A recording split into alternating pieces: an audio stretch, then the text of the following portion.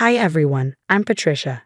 At 32, I built a thriving practice helping people transform their lives through nutrition, but nothing compared to the joy I felt on my wedding day 5 years ago. It was during the reception when James's grandmother, Barbara, pulled me aside. "Come here, sweetheart," she said, her eyes twinkling as she slipped off her vintage diamond ring.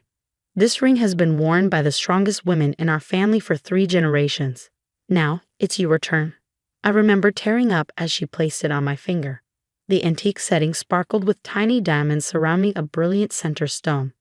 Martha, my mother-in-law, hugged me tightly and whispered, "Welcome to the family." Truly, everything felt perfect until James's younger sister, Susan, moved back home after her divorce 6 months ago. At the first Sunday dinner after Susan's return, I caught her staring at my ring. "That ring is absolutely gorgeous," she gushed, grabbing my hand across the dinner table. "Grandmother had such amazing taste." "Indeed she did," Martha smiled. "And Patricia takes such good care of it." But something felt off. Every Sunday dinner became an endless stream of Susan's comments about the ring.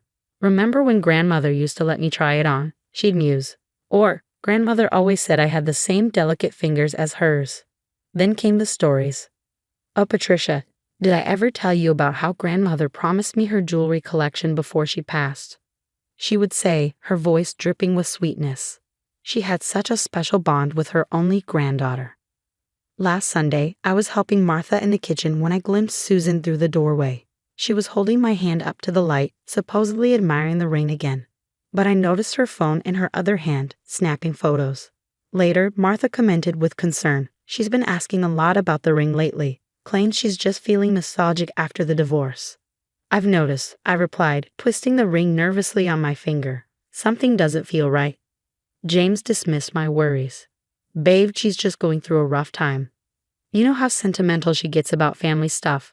But I couldn't shake the uneasy feeling, the way Susan's eyes followed my every movement, the way she managed to bring up the ring in every conversation, the secret photos. It all felt calculated, like she was planning something. I just never imagined how far she'd go to get what she wanted. It all came to a head during what was supposed to be a typical Thursday evening family dinner at my in-laws. Susan cleared her throat, tapping her wine glass with a spoon. My stomach dropped at the sight of that familiar, manipulative smile. "Everyone, I have something important to share," she announced, pulling out her iPad. "I found this video while going through old memories." The grainy footage showed grandmother Barbara in her hospital bed. My heart raced as I recognized her final days. The video had clearly been edited. The jump cuts were obvious, but Susan's masterful manipulation had everyone entranced. "My dearest Susan," Barbara's weak voice crackled through the speakers, "I want you to have." Jump cut, "My ring." Jump cut, "It belongs to you." Martha gasped, her fork clattering against her plate. "Oh my, I had no idea Mother made such a promise." "That video is edited," I protested, my hands shaking. "This isn't what happened." "Are you calling my sister a liar?" James snapped, making me flinch. I had never heard that tone from him before. "James, honey, please," Susan dabbed at her eyes with a napkin. "I didn't want to do this publicly, but I've been having such a hard time since my divorce. Seeing that ring on someone else's hand when grandmother explicitly wanted me to have it, it's just too painful." Martha reached across the table, patting Susan's hand. "Patricia, dear, perhaps you should do the right thing. Family harmony is so important." "It's just temporary," James added softly, not meeting my eyes, "until we figure this out." Before I could respond, the doorbell rang, making everyone jump. Martha's friend Rebecca had arrived early for their book club meeting. She stood frozen in the doorway, sensing the tension. Susan's voice turned sharp. "Give me the ring," she demanded, her mask slipping. "I'm the real granddaughter here. You're just some outsider who married in." My fingers went numb as 6 pairs of eyes bored into me. Even James, my supposed partner, sat silent as his sister attacked me. With trembling hands, I tried to remove the ring, but it stuck, almost like a final protest. "Here, let me help." Susan grabbed my hand roughly, yanking the ring free. I watched in horror as she immediately slipped it onto her own finger, admiring how it caught the light. "Perfect fit," she smirked. "Just like grandmother always said." Rebecca cleared her throat from the doorway. "Susan, isn't that the same trick you pulled with Caroline's earrings in college?" Susan's head snapped up, her eyes flashing with warning. I don't know what you're talking about, Rebecca. This is a family matter. But the damage was done. I stood up, my chair scraping loudly against the floor. Without a word, I grabbed my purse and walked out, ignoring James calling after me. As I reached my car, Rebecca hurried after me. Wait, she called. There's something you need to know about Susan, something that happened years ago. The next morning, Rebecca and I met at a quiet coffee shop downtown. She wrapped her hands tightly around her coffee mug, leaning forward. Susan's been doing this for years. In college, she stole her friend Caroline's family heirloom earrings, claiming her grandmother had promised them to her. She sold them to cover gambling debts. My mind raced. Could Susan have done the same with my ring? I needed proof. Later that day, I visited Mercy Hospital, where grandmother Barbara had spent her final days. Nurse Janet, who had cared for her, was still there. Susan? No, she never visited, Janet said, shaking her head as she checked the visitor logs. The only visitors were Martha, James, and you. You came every day after your nutrition clinic closed. Janet paused, then pulled out her phone. Actually, Mrs. Barbara asked me to record something for her. I still have it, but with everything that happened, I forgot to share it. The video showed grandmother, weak but clear-minded, speaking directly to the camera. Martha, make sure Patricia keeps the ring. Susan's been calling, demanding all my jewelry. But that ring belongs to Patricia. She has the pure heart this family needs. My hands trembled as I forwarded the video to Martha. Within minutes, my phone exploded with messages. Martha had discovered that Susan's deception went deeper. The family security cameras had captured Susan rifling through my purse during Sunday dinners, photographing my credit cards. Meet me at the bank, James texted urgently. You need to see this. At the bank, James looked devastated. Susan's been forging checks from our joint account. She has massive gambling debts, liens against her house. His voice cracked. She pawned Mom's pearl necklace months ago. While James dealt with the bank, I drove past Susan's house. Through the window, I saw her gesturing angrily on the phone. The ring on her finger sparkled, but something seemed off in the way it caught the light. Then Rebecca called. I just left the jewelry store where Susan's been hanging out. The owner confirmed she sold him a diamond ring matching your description 3 days ago. What she's wearing now is a cheap replica. I found records of her selling jewelry across 3 states, each time claiming they were promised to her. The pieces fell into place. The compliments, the photos, the fake video, all part of her calculated plan. But Susan had made one crucial mistake. She kept the fake ring. Martha called, her voice shaking. I've invited everyone for dinner tomorrow night. Susan thinks we're celebrating her getting the ring, but Janet's bringing the real video. The jeweler's coming to examine the fake ring, and Rebecca has gathered statements from Susan's other victims. I touched my bare finger where the ring used to sit. What about James? Will he stand with us? He's already called the police about the forged checks, Martha replied grimly.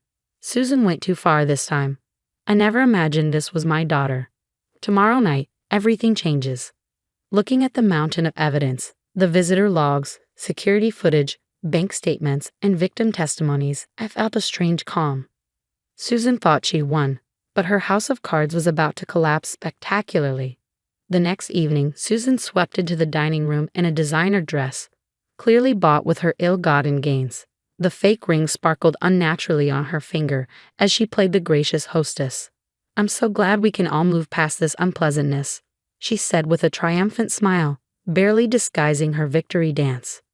Just as we sat down for dinner, Martha's friend David, who, unbeknownst to Susan, was a certified gemologist, arrived. Susan, too busy flaunting her heirloom, barely noticed him. Susan, dear, Martha spoke up during dessert.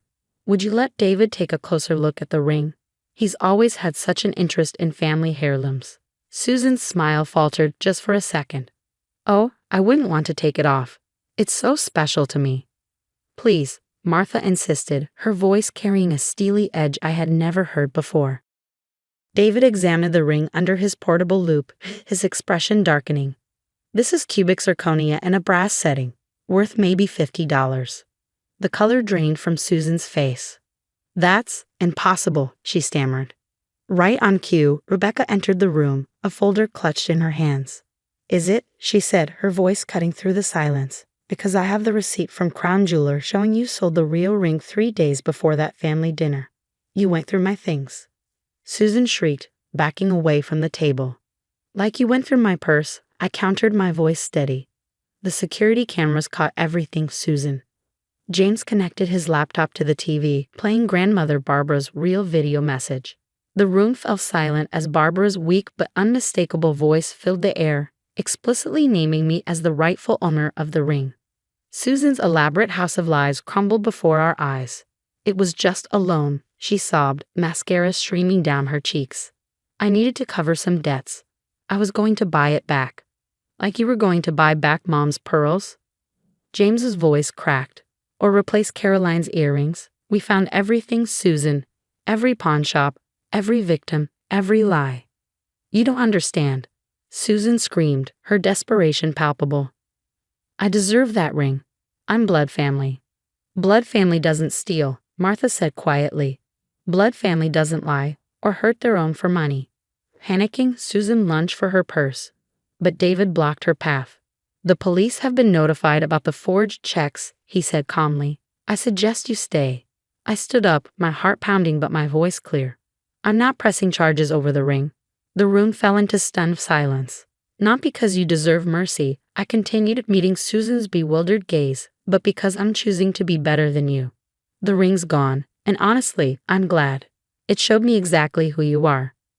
The next day, James retrieved the original ring from the pawn shop, but I handed it over to Martha for safekeeping. Some things, once broken, can't be fixed, like trust. 6 months later, Susan's gambling debts made local headlines. She had fled town, leaving behind a trail of debt and shattered relationships. I rarely saw the family anymore, except for Martha, who had become more of a mother to me than I ever imagined. On my birthday, Martha surprised me with a new ring, a simple band with a small diamond. This represents who you truly are, she said, her eyes warm. Strong, genuine, and impossible to fake. I wear it proudly, a reminder that family isn't about blood or inheritance. It's about truth, trust, and choosing to rise above those who try to drag you down. Have you ever forgiven someone who deliberately humiliated you in front of your family? Would you have pressed charges against Susan, or do you agree with my decision to take the high road? Sometimes the best revenge is showing others that their toxicity can't break you. Share your thoughts in the comments below.